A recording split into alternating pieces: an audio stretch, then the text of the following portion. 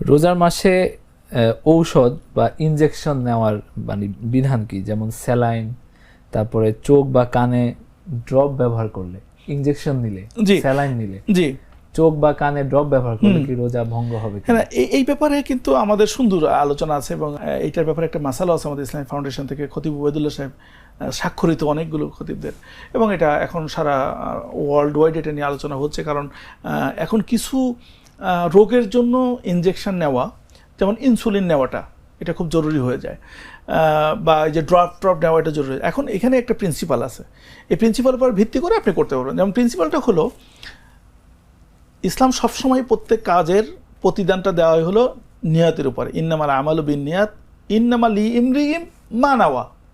কোন উদ্দেশ্যে করতেছেন?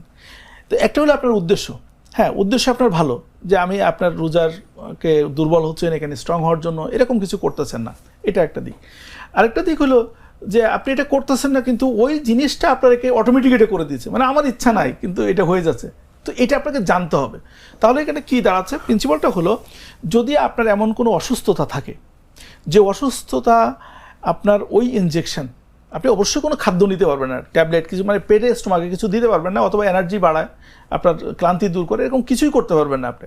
তবে ইনসুলিনের ব্যাপারটা হলো, মানুষের যে অন্য, এটা তো মানে গ্লুকোজ বাড়িয়ে দেয় সেটাকে নিয়ন্ত্রণ করার জন্য, এবং এটা যদি একটা সময় মৃত্যুর মানে ওরকম হুমকি থাকে, দেন আপনি নিতে পারবেন। কারণ এখানে বিজ্ঞান এটা বলছে, মেডিকেল সায়েন্স বলছে যে ইনসুলিনের কারণে মানুষের ওই যে খাদ্যের ব্যাপারটা, যেটা যে এইখানকার যে একটা সাপ্লিমেন্টারি, সেটা হিসেবে কাজ করে না, ফলে এখানে ইনসুলিন নেওয়া যাবে।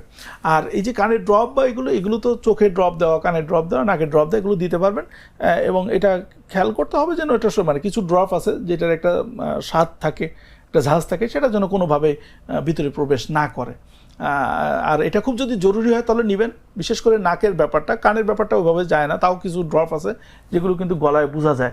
তো এগুলো যদি আপনার একান্ত জরুরি না থাকে, তাহলে আপনি ডাক্তারের সাথে কথা বলে ঠিক ফাস্টিং যে টাইমটা, রোজার যে সময়টা, এর আগে পরে করে নেবেন, এটা কোনো সমস্যা নেই। এটা আমাদের দেশে মাত্র 12-13 ঘন্টা রোজা থাকতে হয়। সো আমাদের যে কোনো মেডিসিনের নর্মাল হলো 8 ঘন্টা পর পর। তো সেখানে 4 ঘন্টা এদিক সেদিক হওয়াটা খুব বেশি জরুরি না। তবে অবশ্যই আপনি ডক্টরের সাথে কনসার্ন করে তারপর নেবেন, এবং যদি এটা খুব বেশি প্রয়োজন না হয়, তাহলে আপনি অবশ্যই এটাকে অ্যাভয়েড করবেন। তবে ইনসুলিনের কারণে বা এই ধরনের ড্রপ নেওয়ার কারণে আপনার রোজা ভাঙবে না। আমার একটা স্মার্ট সিদ্ধান্তে 25% গ্যাসের খরচ কমেছে। ভাবছেন কিভাবে?